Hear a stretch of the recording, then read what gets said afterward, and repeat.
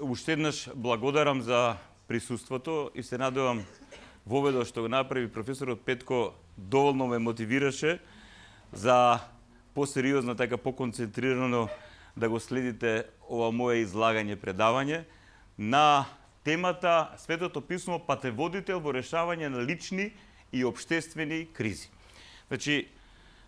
Не случајно кога говоревме за тоа кои теми да ги работиме на овој циклус на предавање, не случајно ја земав оваа тема, затоа што оваа тема навистина ме допира и како христијанин, и како човек кој живее во ова и вакво време, знаете, 21. век, Македонија во 21. век и сите оние предизвици со кои се соочуваме на секаков план. Оваа тема ме мотивираше и од аспект на свештенослужител, на пастир, на духовник. Затоа што секојдневно се соочувам со тој момент дека луѓето како личности доживуваат криза, се соочуваат со кризата, исто така и ние како општество, како држава, како црква се соочуваме со криза и така натаму. Некогаш успешно се соочуваме со кризата, наоѓаме решение како да излеземе, но најчесто не успеваме. Најчесто не наоѓаме вистински начин да ја пребродиме кризата, односно да го решиме проблемот и да најдеме на вистински начин решение како да одиме понатаму. Затоа што тоа е така, затоа што често се случува да не може да најдеме вистинско решение и на личен и на општествен план, ние започнуваме да тонеме духовно, морално и на секој друг план и како личности и како општество. Затоа, така се обидов искрено да ви кажам, амбициозна е темата и во себе носи многу нешта, многу прашања отвора, многу и решенија носи со себе си, но еве, ќе се обидам со Божи благослов да проговорам за оваа тема, па колку ќе успеам, вие ќе потврдите на крај. Пред да објаснам што ние всушност доживуваме како криза, кога доживуваме криза, треба првин етимологијата на самиот збор.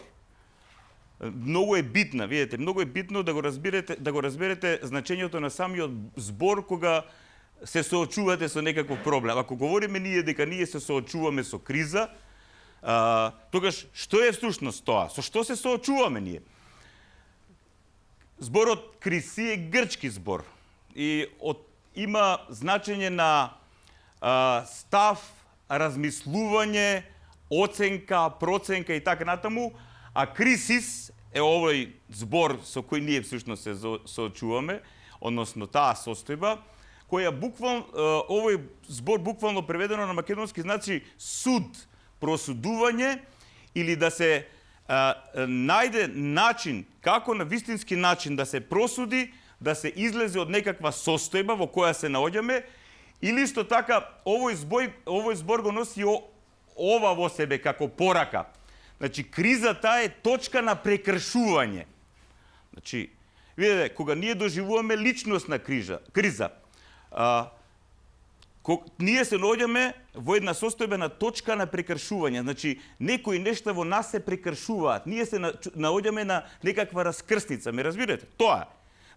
И сега, видите, кога се наоѓаме во криза, односно во точка на прекршување, во една состојба на суд,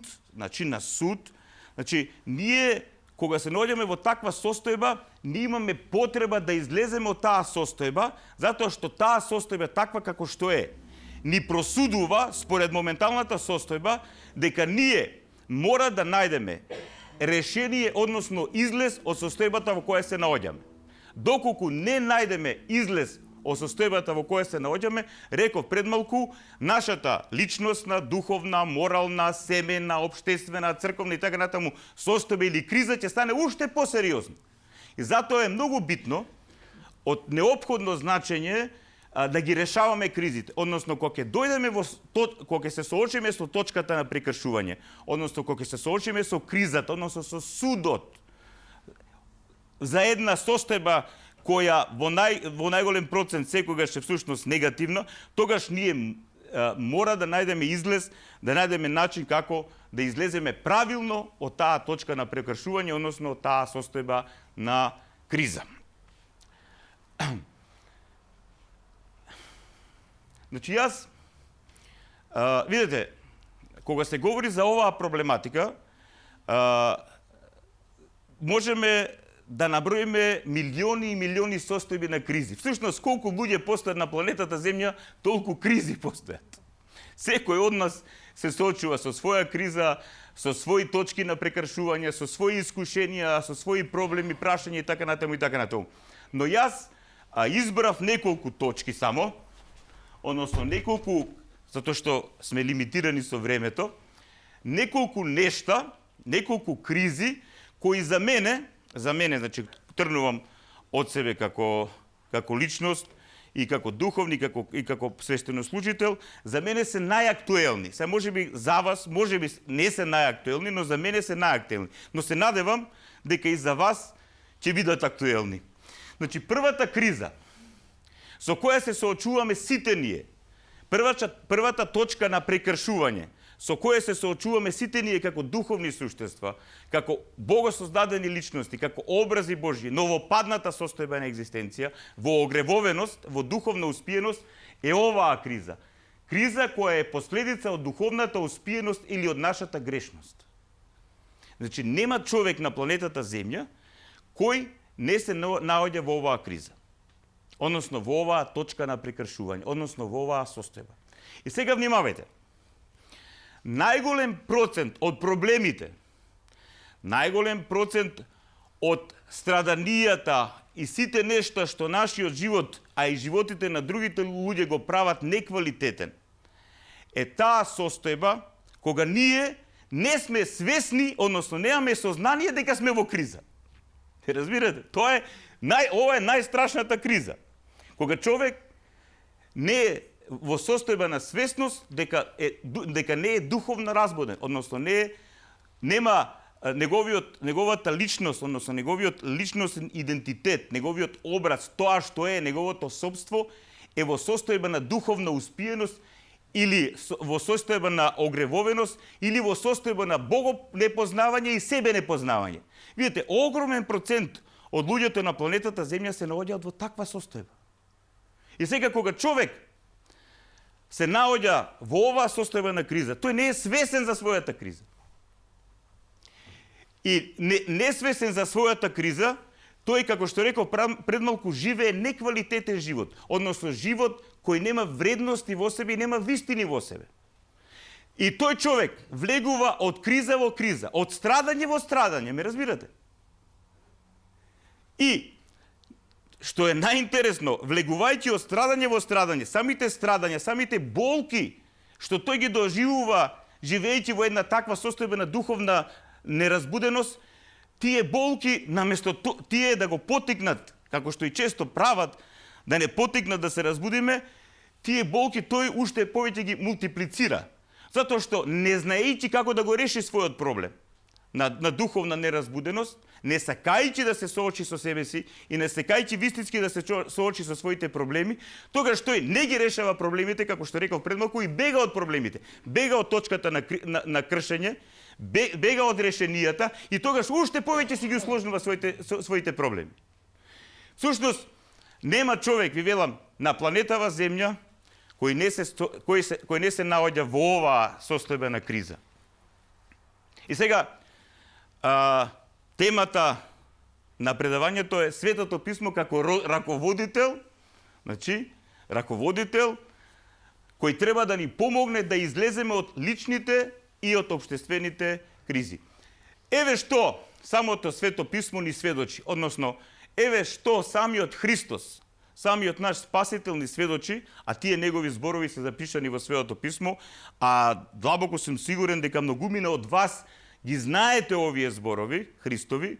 Тоа е она парабола на Христос за блудниот син и така натаму. Не можам целата парабола да ја напишам, само оно што е најсуштинско, оно што е битно за нас. Како се излегува од оваа личностна криза, од кризата на духовната успиеност, од кризата од нашата огревовеност.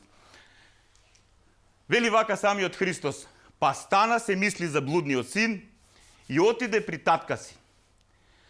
Како ова да го разбереме, браќи и сестри? Па стана Ивица, па стана Славко, па стана Горан, Зоран, Славица и така натаму, стана, значи се придвижи, реши да ја смени состојбата во која се наоѓа. Но видите, ако решите вие да ја смените состојбата во која се наоѓате, односно ако решите да ја надминете кризата во која се наоѓате, ако решите да го решите проблемот со вашиот живот, вие треба некаде да се упатите. Кон кого? Ме разбирате? Многу често луѓето избираат погрешни идеологии, проблематични учења и така натаму и така натаму. И наместо нивната личностна криза да биде решена, таа уште повеќе се комплицира. Еве што ли вели Христос? Па стана блудниот син, стана синот што беше во изгубена состојба и отиде при својот татко.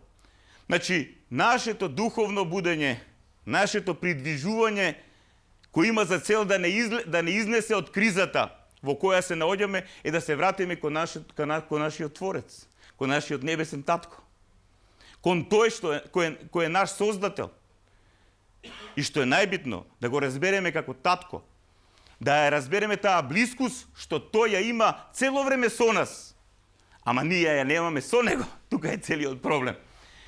И кога беше уште далеко, видете Христос што вели, и кога беше уште далеко блудниот син, значи далеко во духовна смисла, овде не само во географска, просторна, туку во духовна смисла, но сепак кога човек духовно ќе сака да се придвижи кон својот Творец, кон нашиот небесен Отец, тој иако и духовно далеко од Бога, тој ги чувствува Божите енергии, Божјата љубов, Божјата милост кон себе. И затоа Христос вели, и кога беше уште далеко, го виде таткото негов и се сожали на него, па потрча, го прегрне, го целива. И синот му рече: татко, сгреши против небото и пред тебе, и не сум веќе достоен да се наречам твој син. Тоа е, браќи и сестри, вториот аспект на излез, второто скалило на излез од кризата, тоа е нашето покаяние. Метаноја, промена на умот, промена на, односно, напуштање на нешта кои не се вистини и вредности и отвореност да се прими вистината на постоењето таква како што таа е и вредностите на постоењето такви какви што тие се. Тоа е покаяние. Значи човек кога се отвора за вистинската вистина таква како што таа е и за вистинските вредности, тој знае што е лага, што е грев. И тогаш тој е свесен за својата огревовеност, тој е свесен за своите животни промашувања, ме разбирате, за сите кризи кои го следеле во животот. И тогаш тој станува свесен зошто сите тие кризи му се случувале што му се случуваат. Гледат? Во тој момент вашиот живот добива една друга светлина, една како да ви кажам, друга смисла, друг хоризонт, има излез. Тогаш веќе гледате рака која е потегната кон вас, која ви помага да излезете од таа состојба на криза, на личностна изгубеност. И тогаш во покаяние вие барате прошка, затоа што тогаш сваќате дека кога сте биле во криза и кога на погрешен начин сте ги решавале состојбите на криза, сте предизвикувале страшно страдање на многумина околу вас, но и на самите себе си. И тогаш барате прошка за сета таа болка што сте ја потикнале и кај другите и кај самите себе си. А таткото им рече на слугите своји: изнесете најубава промена и облечете го, и дајте му прста на раката негова и обувки на нозете негови. Па дотерајте и заколете угоено теле, да јадеме и да се веселиме. Значи, пристапот не е: аха, ти сега беше тоа што беше, сега чекај сега да те судам, да видам јас целата вина твоја да ти ја фрлам врз глава и да ти кажам во очи сега што си правил до сега. Не, таткото се радува. Се радува затоа што, односно нашиот Творец, Творецот на нашето битие, Творецот на нашата личност, Творецот на тоа што сме ние, се радува затоа што излегуваме од темнина, излегуваме од кризи кои предизвикуваат уште поголеми кризи и се радува затоа што ги напуштаме промашувањата во нашиот живот и го пронаоѓаме вистинскиот пат, патот кон нашиот небесен Отец. И затоа тој вели: овој мој син мртов беше и оживе, изгубен беше и се најде. Ова е формула, браќи и сестри. Значи, нема за мене, не сме да има християнин, Христов ученик, член на Христовата црква, кој не ги разбира овие зборови. Тоа е темелот, но во исто време и суштината, но во исто време и првото скалило за излегување од сите оние кризи со кои ние се соочуваме во нашиот живот, а без да имаме духовна разбуденост. Кога имаме духовна разбуденост, кога ќе станеме свесни дека сме биле мртви, кога ќе станеме свесни дека на вистински начин не сме го живееле животот, кога ќе станеме свесни дека кога имаме единство со Отецот преку Христа во силата на Светиот Дух и во црквата, тогаш таа свесност ни дава сознание дека нашиот живот има смисла, има правец, има вистина, има вредност. И тогаш внимавајте, со ова сознание сите останати кризи со кои ќе се соочувате и на внатрешен и на надворешен план ќе ги решавате многу полесно. Знаете зошто? Зашто што имате со кого да ги решавате. И има кој да ги решава во вас и преку вас. Тоа е темелот. Тоа е темелот и без ова ниедна криза суштинска не може да се реши кај било кој човек. Доколку тој човек не се врати кон Отецот Небесен, не помине низ покаянието, низ духовното будење, низ враќање кон вистинските вистини, кон вистинските вредности на живењето, односно враќање кон Небесниот Отец. Тоа е првата криза. И решавање, како се решава првата и суштинска криза, со која сите ние се соочуваме. Втората криза. Со оваа криза, видите, се соочуват и оние кои духовно не се разбудени, се соочуваат на еден начин, реков пред малку, но се соочуваат и оние кои се духовно разбудени и знаат да паднат во оваа криза. Односно, многу често, не знаејќи го вистинскиот начин, правец, излез од решавање на оваа точка на прекршување, многумина знаат тука да заглават во духовна смисла на зборот. А потоа и во секоја смисла на зборот. Кога ќе заглавите на духовен план, ќе заглавите и на психолошки, и на ментален, и на морален, и на брачен, и на семен, и на општествен и така натаму. Значи, втората криза е последица од неизвестноста на овој свет. Значи, последица од неизвестноста на овој свет. Значи, и јас плюс таа криза нарекувам криза која својот мотив, својата причина има во суетната грижа, ме разбирате, во суетната грижа. Видите, ние како христијани, како Христови ученици, како членови на неговата црква, ние не можеме да кажеме дека немаме грижа, односно немаме некаква одговорност. Напротив, човек која духовно ќе се разбуди, тогаш станува одговорна личност. Тој знае пред кого одговара. И пред Небесниот Отец, но одговара и пред другите, пред ближните, но одговара и пред самиот себе си за своето спасение, за квалитетот на својот живот. Но светите отци тука говорат за многогрижие, за суетна грижа. За суетна грижа. Суетната грижа суетната грижа се храни од недоволната вера. Значи, видите, да, ние сме христијани и така натаму, но имаш покаяние, знаеш многу нешта, читаш Свето писмо, дојдеш на литургија, се причестуваш, имаш духовно раководство и така натаму, но его кантарот се уште функционира во нашиот ум, во нашата душа, во нашиот живот и тоа знае да прави сериозни проблеми. И сега, ако не знаеме да се избориме со его канторот, односно со суетата и така натаму, ние паѓаме во многогрижие. Започнуваме да се грижиме многу и за нашето економско обстојување, материјално, комфор, кариера и така натаму. Не велам дека за овие нешта не треба да бидеме одговорни, но да бидеме одговорни без суетна грижа. Да, треба да бидеш домаќин, да. Тоа е христијанска работа да бидеш домаќин, да се грижиш за својот дом, да биде топол твојот дом, да им обезбеди средства на своите деца и така натаму, но се во дух на скромност, ме разбирате? Се во дух на реалност. Се во дух на одговорна евангелска грижа, а не суетна грижа. Кога ќе почне суетната грижа, значи, вие ги предимизионирате работите. Вашата кариера никогаш не сте задоволни. Тоа, ама можам и ова, и ова, и ова. Имам ваква куќа, ама ми треба и ова, и ова, и ова.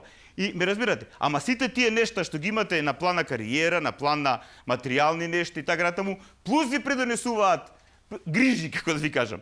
И гледате ли како современиот свет, современиот начин на живот, секојдневно преку тие многу грижи ја цица нашата животна енергија. И ние немаме време. Немаме време за себе, немаме време за духовниот живот, немаме време за нашето семејство, немаме време за нашата сопруга, сопруг и така натаму и така натаму. Многу грижи е. И сето тоа се темели на суетната грижа.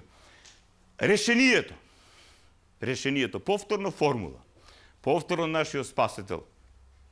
Ова е земено од Христовата беседа на гората. Тој вака им вели на тогашните своји ученици, на апостолите, а преку евангелскиот текст, запишен од светиот апостол евангелист Матеј, во овој вакво време, нас ни сведочи вака. Погледнете ги птиците небесни. Тие ниту сеат, ниту жнеат, ниту во амбар собираат, но вашиот Отец небесен ги храни. Зар не сте вие многу поскапи од нив? А кој од вас, грижејќи се, може на својот раст да му придаде макар и еден лакт? Зошто се грижите и за облеката? Погледнете ги полските кринови како растат. Не се трудат, ниту предат, но ви велам дека ниту Соломон во целата своја слава не се облече така како еден од нив. Па ако полската трева што денес ја има, а утре во печка се фрла, Бог така ја облекува, колку ли повеќе вас маловерни? Тоа е моментот, маловерието.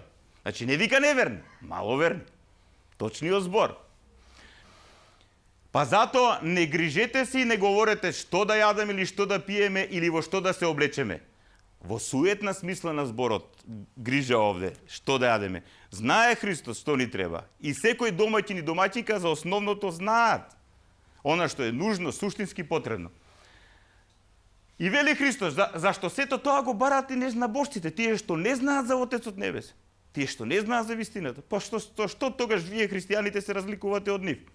И вели вака, а вашиот Отец Небесен знае дека од сето ова имате потреба.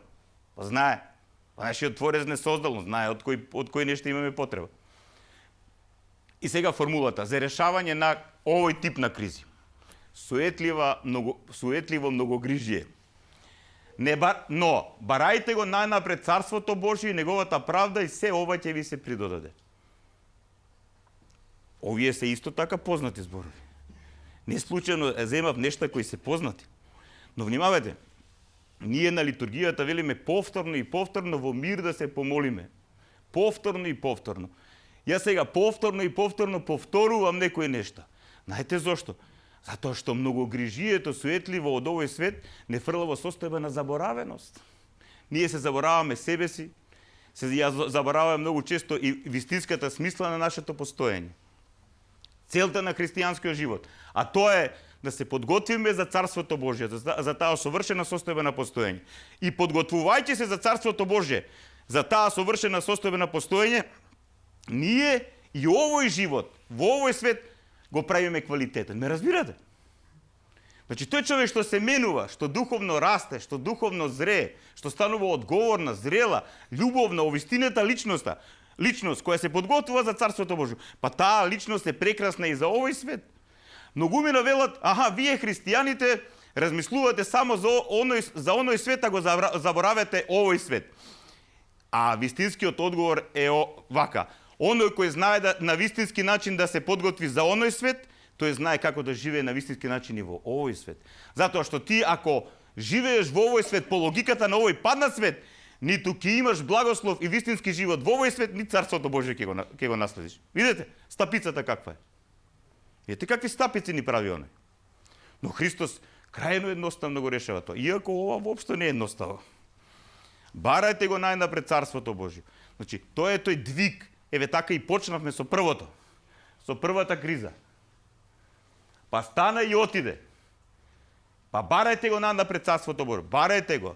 да има подвиг, да има движење, да има внатрешно зрење, да има внатрешно очистување, богоуподобување. Отец Јован Таковски во своето предавање говореше баш за тој процес на теосис, на формирање на нашата личност да биде слична на нашиот Творец. Тоа е таа богосличност, да ги имаме неговите својства, да ги имаме неговите вредности, да се исполниме со неговата љубов, да ги примеме во себе тие несоздадени божествени енергии, таа сила, динамис на Духот Свет. Видете? И така, ние во тој контекст стекнуваме она, за кој исто така зборуваше отец Јован Таковски, светост. Така се стекнува светост. Светост, пошто многумина под светост подразбираат нешто што е, како да ви кажам, митолошко, малку онака, нешто нелогично за овој свет. Напротив, светите луѓе се најреалните луѓе. Светите луѓе се најодговорните луѓе. Светите луѓе се најконструктивните луѓе за овој свет. Па ние кога ги читаме житијата на светите луѓе, ние гледаме што се тие направиле за човештвото и за овој свет. Во името на Царството Божјо. Царството Божјо го барали неговата правда и Господ изобилни дарови им дарувал. И ним, и на сите околу нив. Видете? И на материјален план, и на духовен план. А ние, кога не го бараме Царството Божјо, кога не ја живееме смислата на нашиот живот, нашата душа здивува. Тоа често ми се случува како духовен раководител, да дојдат луѓе кои не може да вика, не ми е јасно што ми се случува, не можам да се контролирам сами од себе си. Ја му велам, не може да се контролираш сами од себе си, затоа што ти, кој што си вистинскиот, не си задоволен со сами од себе си. Затоа што нешто лажно во тебе те води во погрешна насока, во погрешен правец. И ти мора да бидеш искрен кон себе си и да признаеш што е тоа што не ти дава да бидеш тоа што си. И тогаш започнуваат солзите, тогаш започнува покајанието, кршењето внатрешно. Тогаш човекот се доживува или се прифаќа на вистински начин себе си и тогаш започнува да разбира каде грешел, низ кои погрешни патишта се движел и губил време и разбира каде треба да оди. Тоа е процесот, браќа и сестри. Така се решава оваа криза. Така се излегува од оваа криза. Онака, оваа криза е толку подла. И во оваа криза, како што реков пред малку, онаа првата криза ја имаме сите и сите ние низ таа сме поминале. Но исто така и оваа криза е страшно распространета. И таа е кај секој и во секој од нас. И вистинското решавање на таа криза ќе ни овозможи благословен начин на чекорење по патот на спасението. Ме разбирате? Ако не го решиме тоа, ние цело време ќе паѓаме во суетлива грижа и ќе паѓаме надоле. И цело време ќе бидеме незадоволни, цело време нема да имаме духовна радост, цело време ќе завидуваме и ќе живееме во мисловна битка. Разбирате, во неспокој. Тоа е тоа. Ова грижа оваа криза се решава на овој начин со оваа формула. Но барете го најнапред Царството Божие, неговата правда и се ова ќе ви се придодаде. Трета криза. Многу опасна. Оваа криза, првата е длабока, суштинска, подла. Втората е итра, а ова е опасна. Да, многу се изгореле. Не наоѓајќи го вистинскиот начин да се излезе од оваа криза. Значи, криза како последица од половиот сексуалниот неморал.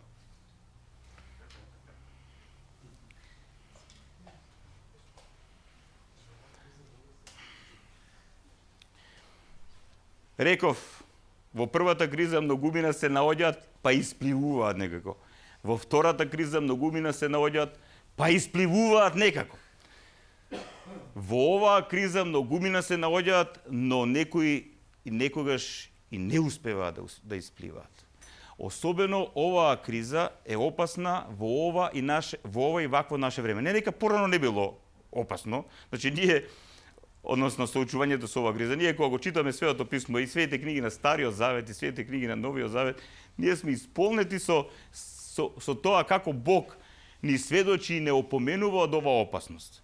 И видите, Свети Јован Дамаскин во својата книга Точно изложување на православната вера вели вака: непријателот на нашето спасение најповеќе знае да атакува на нашиот полов нагон, затоа што тоа е нешто што е од Бога благословено и природно, ме разбирате? Тоа Бог ни го благословил, така ли? Па ние сме мажи, се раѓаме со машки пол, со женски пол, ме разбирате? Бог благословуваме света тајна, венчавање, така речемо, благословување, да се има деца, да се има благословен сексуален живот. Бог тоа не ни го забранува. Но има сериозна разлика на практикување на сексуалниот половиот живот на благословен начин и на неблагословен начин. Неблагословениот начин знае да направи сериозни проблеми. Не само на биолошки план, туку на ментален, на емотивен и на секој друг план. Не случајно ја актуализирам оваа криза, затоа што во времето во кое ние живееме, има тенденција, значи, сите ние се соочуваме со таа слабост и така натаму, но денеска се случува нешто друго. Денеска постои општествена тенденција, ме разбирате, општествена тенденција од општествени групи кои имаа за цел, внимавајте, кои имаа за цел проблемот со сексуалниот морал тотално да го релативизираат. Тотално да го релативизираат. Значи, не само да го релативизираат, туку и да исчезне од општествениот простор. Вие сите сте слушнале или прочитали и така натаму.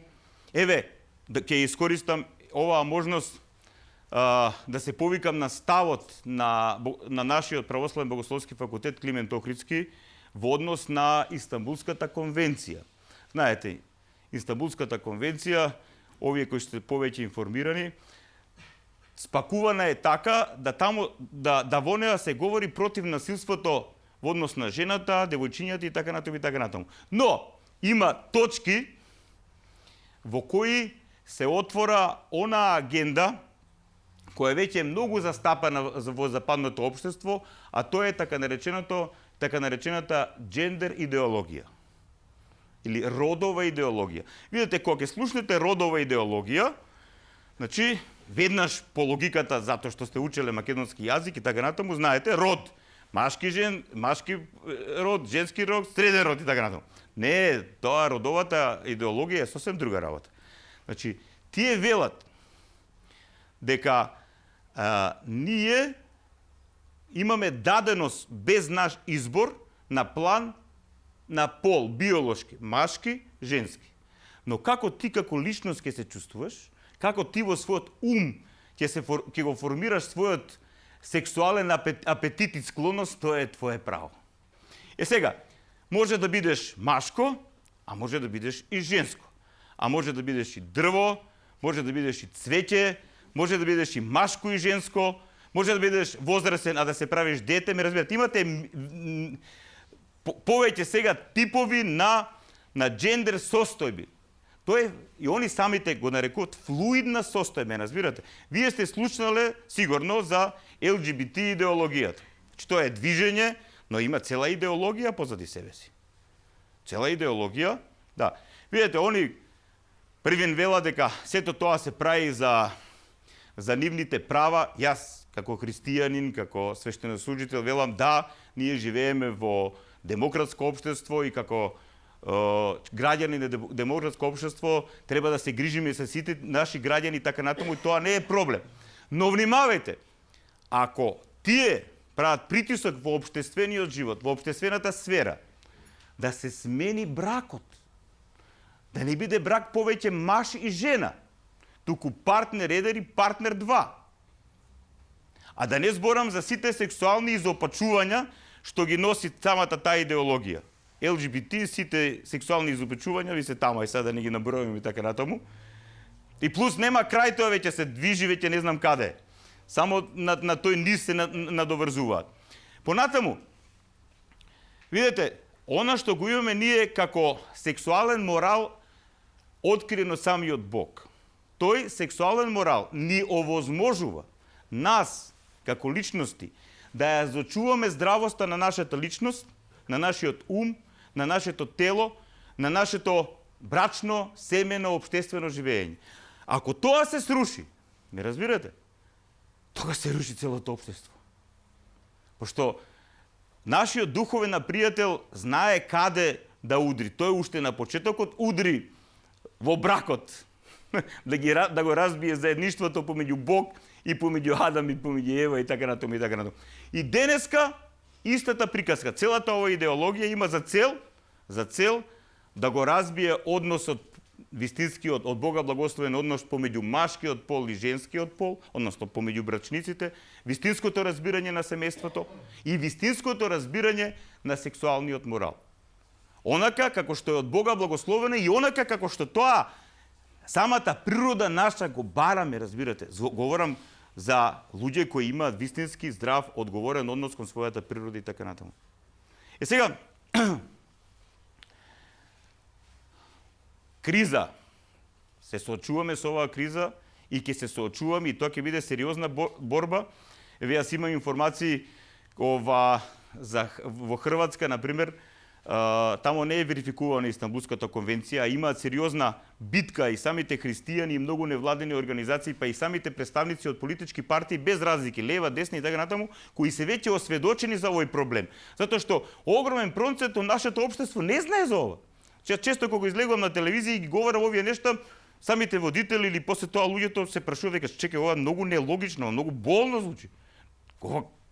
Некаков експеримент, не велам, не експеримент, некаде тамо, тоа е одамно напред, но веќе сакаа да го вметнат во нашето законодавство и во нашето законодавство. Сега, како да се излезе од оваа криза? Видете, од оваа криза не може да се излезе никако со свој ум и по логиката на својата природа. Многу се лизнуваат тука, да ви кажам наискрено. Може да говориме неколку сата за тој проблем. Значи, излезот од оваа точка на прекршување е сериозно послушание на Божите заповеди. Сериозно послушание кон нив. Сериозно послушание. Ако Господ така кажал, ако ние самите сме се осведочили дека тоа и таквиот начин на живот нас ни овозможува здравост и благословен однос, тогаш тоа така треба да биде. Христос вели вака во својата беседа на гората: сте слушнале дека на старите им било речено, се мисли на оние од Стариот Завет, на старозаветниот народ Божи, еврејскиот народ. Не прелюбодејствувај. Јас пак ви велам дека секој што ќе погледне на жена со желба кон неа, тој веќе извршил прелюба во неа во срцето свое. Видете сега. Сега видете кој е христијанскиот критериум, а гледате реалноста што се случува во нашиот свет.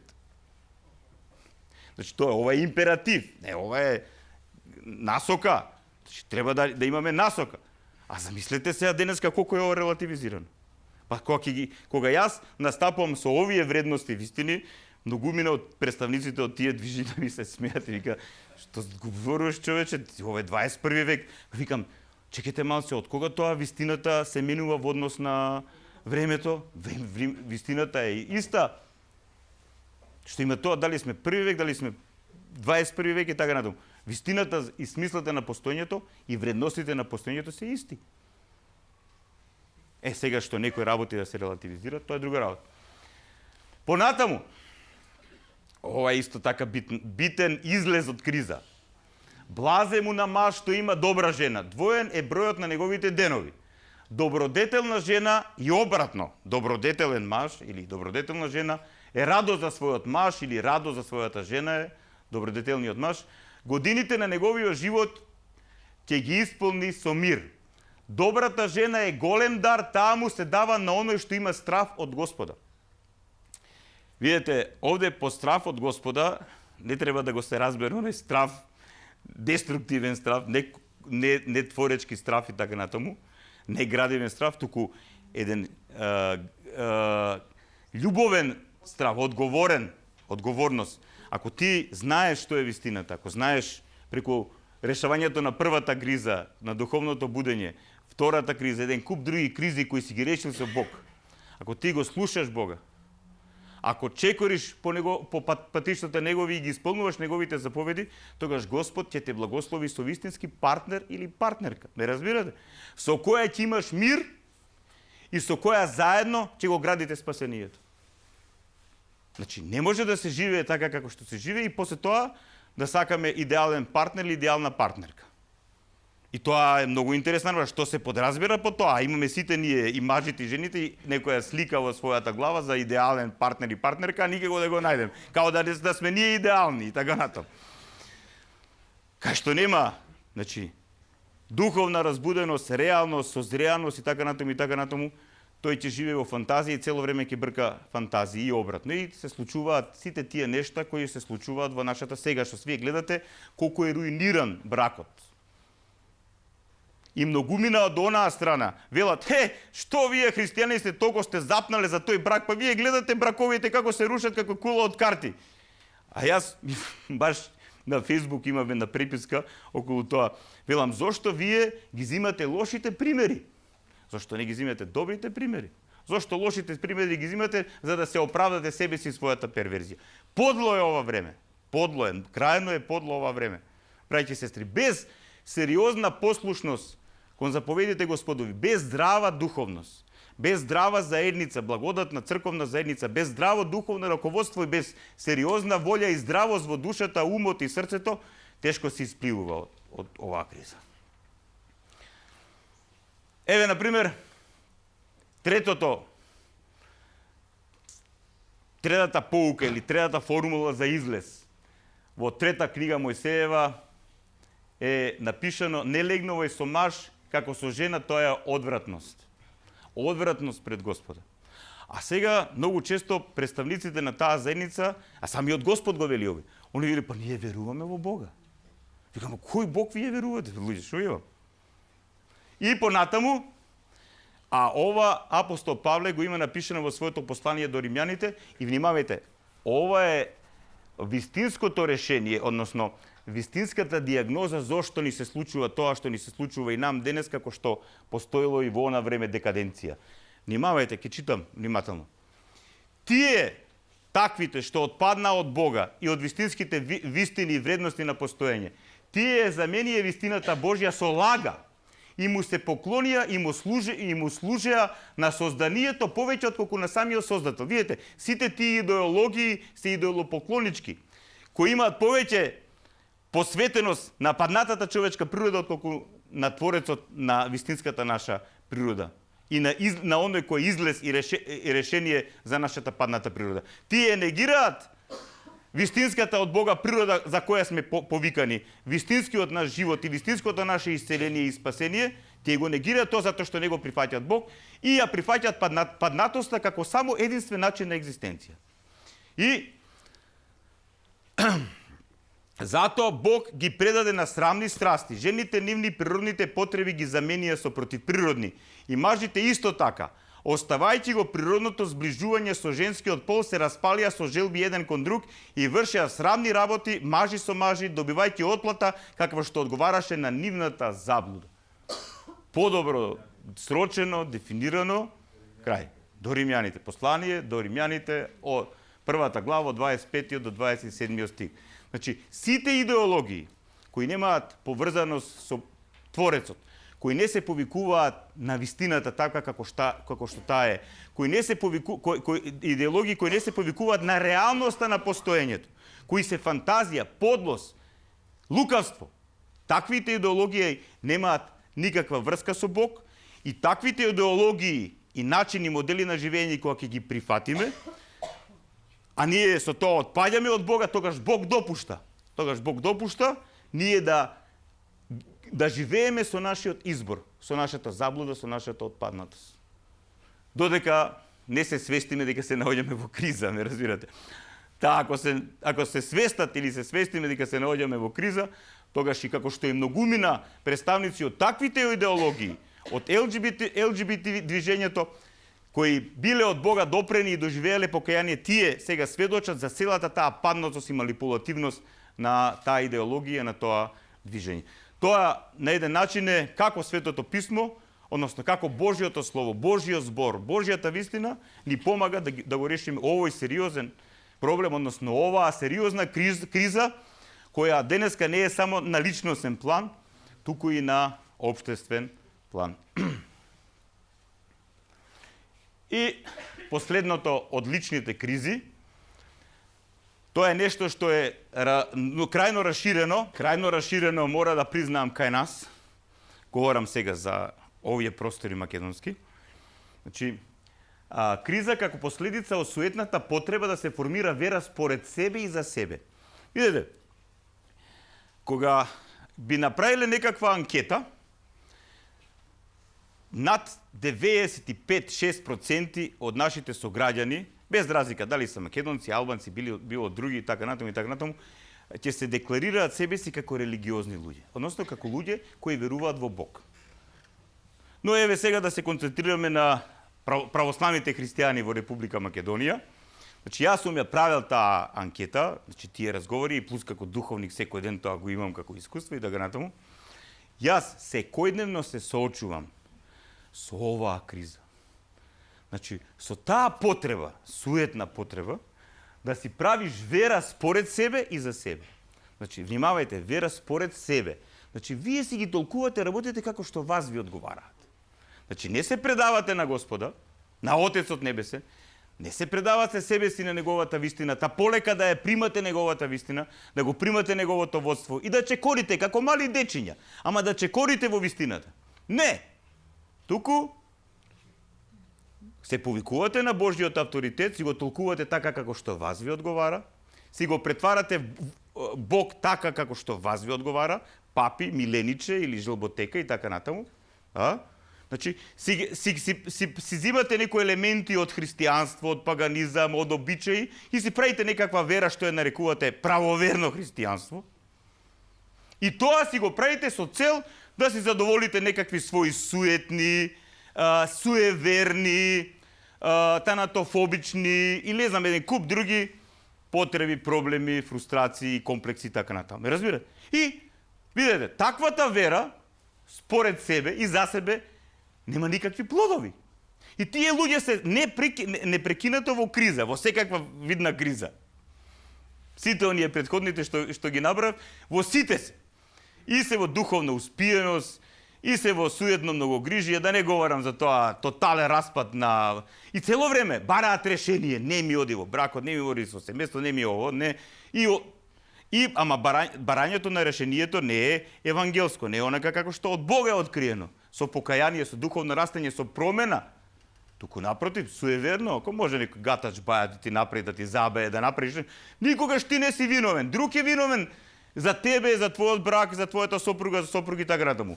Комшиката, братучетката, бабата, не знам, тамо, колешката и така натаму и така натаму. Видете, ова е сериозен проблем. Ова е сериозен проблем. Ова, што ќе го говорам сега, само е напипување на диагнозата. Напипување на диагнозата. Многу треба да се говори за овој проблем, затоа што овие луѓе мислат дека се христијани, и тоа православни, а тие со православно христијанство, со Евангелие, со Христос, освен по име, немаат никаква врска. Како се решава овој проблем? Само со соочување во однос на вистината таква како што таа е. А еве што вели Христос, самата вистина. Не секој што ми вели Господи, Господи, ќе влезе во Царството Небесно. Туку оној што е исполнува волјата на мојот Отец, кој е на небесата. Мнозина ќе ми речат во оној ден, Господи, Господи, нели во Твое име пророкувавме? И зар во Твое име демони не изгонувавме? И нели во Твое име многу чуда правевме? И тогаш јас ќе им кажам, никогаш не сум ве познавал, бегајте од мене вие што правите беззаконие. Значи, многу често, особено оние кои ги посетуваат предавањата на воведниот курс, знаат во која смисла треба да го разбереме зборот беззаконие. Значи, кога се излегува надвор од Божјиот пат, од Божјиот правец, од Божјата вистина, од Божјите заповеди, кога нештата си ги толкуваш според себе и за себе, како ти одговараат, по своето его, по својата суета, по својата потреба, паднатост, суетна многогрижливост и така натаму и така натаму.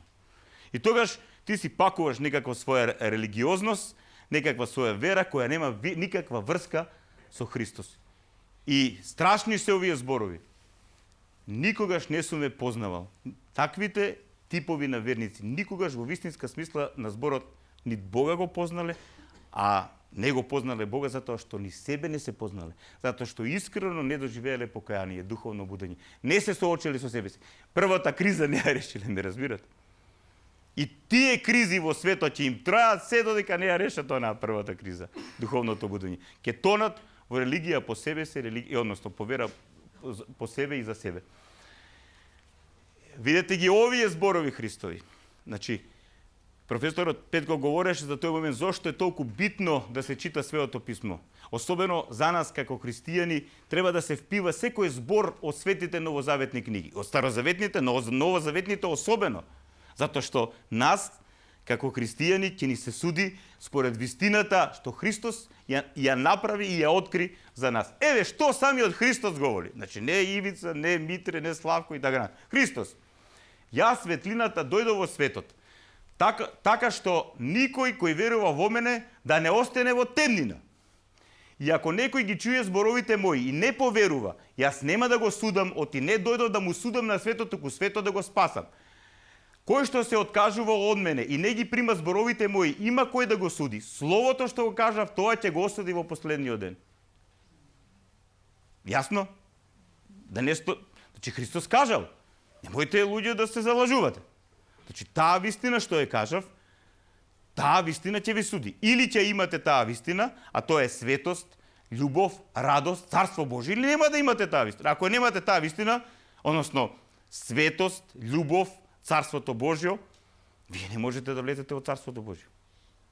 Не ве познавам, вели Господ. Вие, не знам, цел живот сте се криеле од себе и од мене. Во таа смисла. Разбирате? Зашто јас сам од себе не зборувам, но Отецот кој што ме прати, тој ми даде заповед што да кажам и што да зборувам. И знам дека заповедта негова е живот вечен. А она што зборувам јас, го зборувам така како што ми рече Отецот. Внимајте, најто на 14 глава кај Јован, кога Христос најонака длабоко им се открива себе си на апостолите. Кога Филип му вели покажи ни го Отецот, тој му вели па толку време сте со мене. Сака да каже, јас сум оној кој е совечен со Отецот, небесен, имам иста божествена природа како него. И затоа Христос вика, јас сум едно со Отецот. И Отецот говори преку мене затоа што Бог има една единствена волја, а три личности. Синот Божи кој стана човек, дојде како новиот Адам да ја исполни волјата на Отецот. И во се да ни ја открие вистината за спасение таква како што таа е. И надвор од Христос нема светлина. И затоа Христос вели, јас светлината дојде во светот. Така што никој кој верува во мене да не остане во темнина. Кој не верува во него и кој не ја прима неговата вистина, останува во темнина. Формула. Начин како да се излезе од оваа криза. Ако не се прифати овој принцип, тогаш ние ќе тонеме во криза на духовен план, ќе тонеме во криза во однос на верата, ќе ни се губи верата, затоа што на погрешна основа ја темелиме. Ќе имаме црковна криза и така, меѓуцрковни кризи, ме разбирате? Се е тоа последица од вера по себе и вера за себе. Тоа, браќи и сестри, се кризите, односно начините како Светото писмо не поучува, односно Словото Божјо, зборот Божји не поучува како да излеземе од нашите лични кризи. Има многу, но еве, јас некои само допрев, кои се за мене, реков на почетокот на предавањето, актуелни и битни, сака да ги споделам со вас и мислам дека плюс минус тоа е тоа. Не велам дека не треба. Да. И сега имам уште за општеството.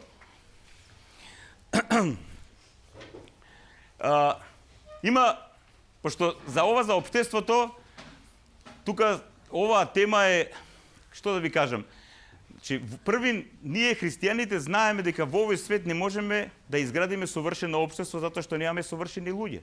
Како совршено општество со несовршени луѓе? Но мора да имаме некакви принципи за да живееме колку толку богоугодно и човекоугодно. Значи да се трудиме да живееме во вистини и вредности кои ќе ни помогнат на општествен план како личности и како членови на општеството да ги решаваме кризите. Внимавајте, ова е крајно актуелно. Втора Мојсеева, внимавајте. А ова како да е напишено за нас во Македонија. Кризата во општеството како последица од бегството да се формира вистински став. Значи, самото општество, самите членови на општеството бегаат.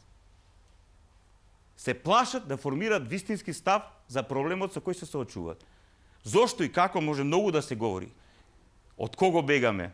Дали од самите ние, дали од натрешните проблеми, мрзост, страшливост и еден куп други нешта кои не рушат на личностен план. Значи, без, видите, како да луѓето остануваат без мислење, без став за нештата. Знам, многу тешко, некогаш е многу тешко за некои политички и општествени прашања, онака да дадете стручно мислење. Никој од вас тоа не го бара, луѓе.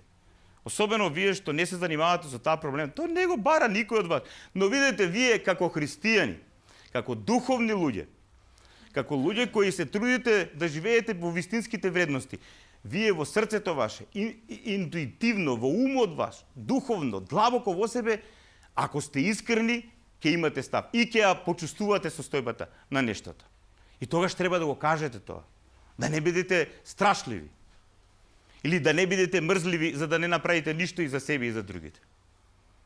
Еве што вели самиот Бог и пророкот Моисе, тоа го запишал во својата втора книга. Не примај лажни изјави.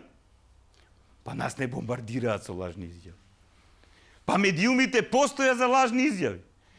Па и нивната цел е да ве бомбардираат со лажни изјави за да вие не може да формирате што? Па наистина е да не формирате став и да бидете збунети. Кажува Господ, не примај лажни изјави. Значи, ако си христијанин, ќе кажеш, чекај малце, не смеам да примам лажни изјави, тогаш треба да проверувам тоа што ми се пласира. Не е вака зинат, ти они само и ти голташ. И ти го блокираат умот, начинот на расудување. Ти наметнуваат свој начин на размислување. Те претварат во марионета, ме разбирате. Ве претварат во луѓе без карактер. Амеби. Не примај лажни изјави. Тоа е многу битна работа. И во секојдневниот живот не примај лажно сведоштво. Не примај клевети, не клевети самиот ти. Па полно е нашето општество со клевети. Ни еден со друг толку сме се исклеветеле, што јас не знам дали може во очи да се погледам. Ама видете, кога ние толку сме се исклеветеле еден со друг и еден со друг толку имаме лошо мислење, па тогаш како ние можеме да бидеме општество? Самиот збор општество доаѓа од општо, заедничко. Како може да имаме ние заеднички живот кога ние не се сакаме? Па ние немаме единство прво со себе си, со Бог и со другите луѓе околу себе. Па кога немаме единство, ние сме слаби за никаде. Така ли е? Видите, само од една работа. Не примај лажни изјави. Не мешај се со неправедни. Не ги осудуваш. Не си ти повикан да судиш. Но кога гледаш дека околу тебе имаш клиентелисти, ситни души, криминалци, клеветници и така натаму, не се мешај со нив.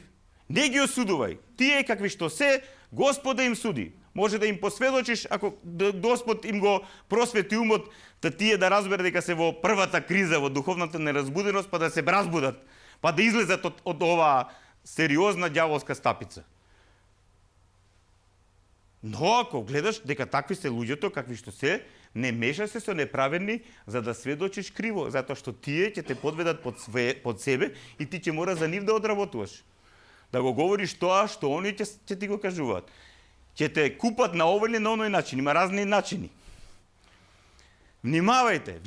Ова е, не знам, ова е фасцинантно за мене. Фасцинантно. Не оди со мнозинството на зло и не се согласувај со мнозинството против правдата. Еј, луѓе.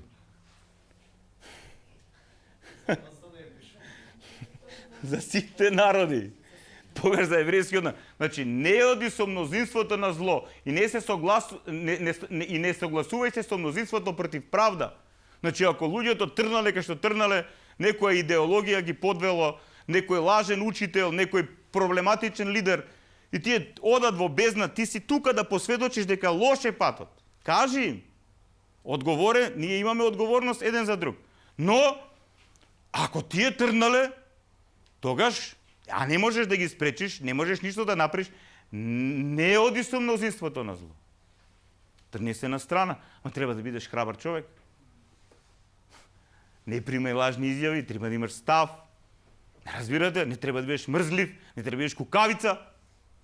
Трябва да бидеш духовно храбър. Тоа го викаме ние дерзновение, духовна храброст да имаш, да кажеш, не да повредиш некого, не да си ја проявиш суетата своја. Туку како што го правеле тоа пророците во силата на Духот Божи да посведочи за доброто на другите. И да бидеш Божи јазик, Божи глас во една состојба на тотална затемнетост и изгубеност. Тешко е тоа. Значи многу е лесно да трнеме по мнозинството. Но Господ вика, не оди со мнозинство. Ако трнале тие, кажа трнале, ти одиш по друг пат. Христос вели, има широк пат и тесен пат. Па сега, голема е разликата помеѓу едниот и другиот. Значи, не согласувај се со мнозинството против правда, поведувајте се по мнозинството. Внимавајте. Демократијата е многу интересна обштествена, како да кажам, состојба, феномен. Да, според мене нема подобар обштествен систем, нема подобар од оноја што и денеска постојат во светот од демократијата. Но не велам дека е совршен. Затоа што многумина знаат да ја злоупотребат демократијата бас во однос на тоа, мнозинството. Затоа што кога ве бомбардираат со лажни изјави, кога не знаете да имате став, кога не знаете да изградите став, кога сте мрзеливи или плашливи или така натаму, или изгубени, кога сте веќе претворени во амеби и така натаму, тога што ни ве поведуваат, и вие одите по мнозинството, мислејќи ако сите одат тамо дека се во право. Затоа, оваа криза се решава со храброст, со дрзновение. Кажува Господ. Значи, ако не си согласен, а тоа е па убавата страна од демократијата, што треба да го почитуваат и тие други што се мнозинство, ако не си согласен, треба да кажеш и да аргументираш. Ја не сум согласен со вас. Јас не одам по вашиот пат, затоа што тоа не е мој пат. И сега внимавајте, ако ние тоа го сведочиме во дух на љубов, скромност, отвореност, емпатија, јас длабоко верувам дека многумина што тргнале по лошиот пат, затоа што се збунети, ќе се вратат. Тоа е начинот како да се излезе од овој тип на криза. И последната. Последната криза, која е страшна. Значи, кризата во општеството како последица од злоупотреба на власта. Треба ли за ова да зборува? Имаме примери. Сега е... Значи, уште само еден час ќе треба лошите примери. Од нашиот историски контекст, македонски камоли се и светски, така натаму. Но, да се концентрираме на тоа. Како да се излезе од оваа криза? Злоупотреба на власт. Видите, значи јас имам два цитата од книгата Соломонова и од книгата Сирахова. Тоа е книга Мудро Соломонова, книга Мудро Сирахова. Книги полни со мудрост, искуство, но и со формули за решавање на најсуштинските кризи, проблеми и искушенија со кои се соочува човекот, се соочувал и ќе се соочува до второто Христово доаѓање, до крајот на овој вако свет. Внимавајте што пишува во книгата Мудро Соломонова. Затоа слушајте цареви и разберете. Поучете се судии од краиштата на земјата. Внимавајте вие што владеете со множествата и кои се фалите пред народите. Господ е оној кој ви ја подари власта. Силата е од Севишниот. Тој ги исследува вашите дела и ги испитува вашите намери. Ќе објаснам. Во која смисла, дури она, знаете, она познатото секоја власт е од Господа, апостол Павле во своето послание. Но внимавајте, не е секоја власт по Божја волја и промисла. Имаме власт, односно лидери кои се по Божја волја и промисла, а и по Божјо допуштение, ми разбирате? Ама тоа не е Божја волја и промисла. Тоа не е. Но, и оние што се дојдени по Божја волја и промисла, не и оние што се дојдени по Божјо допуштение, така натаму, но не е и со Божја волја, и едните и другите Тој ги исследува. Делата нивни ги испитува намерите нивни. И внимавајте што вели по тоа.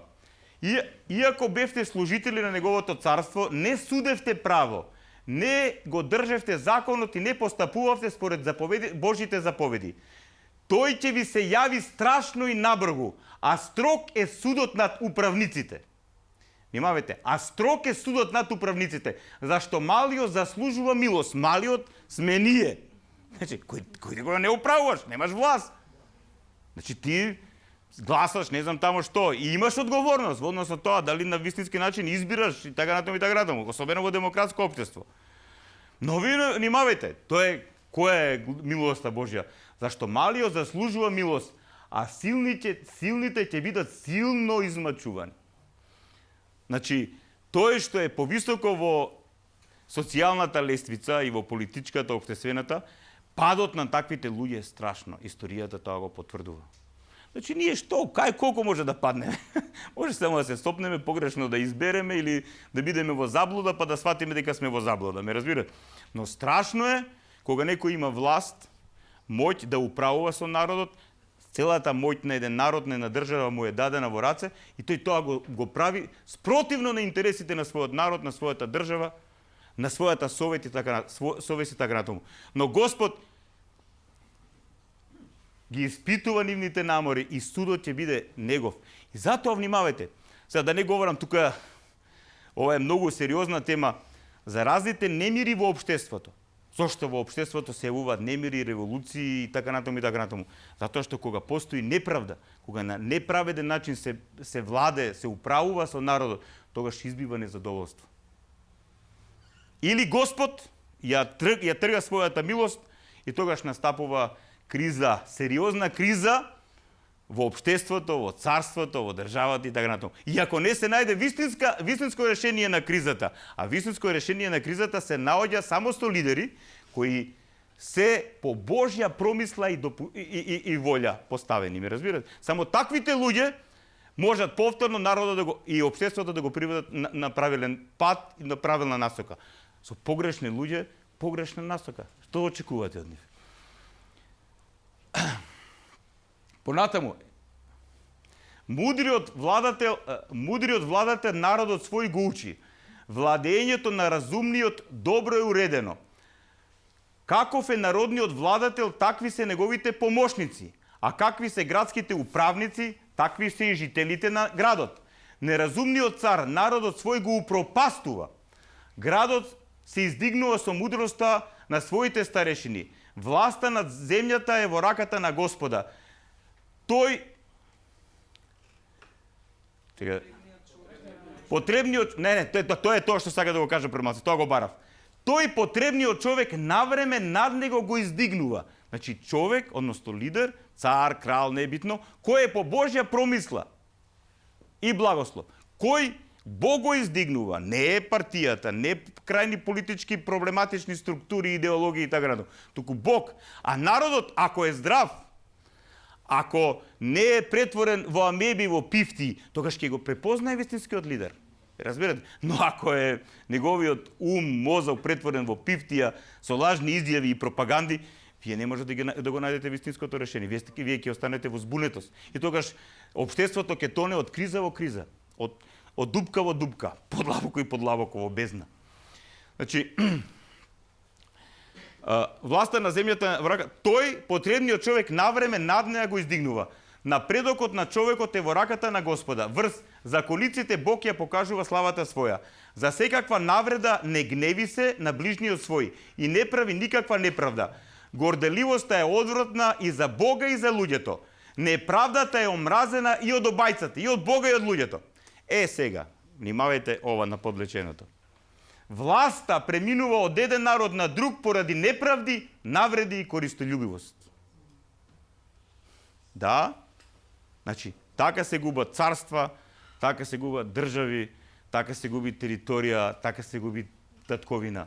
Поради што? Неправда, навреди и користољубивост.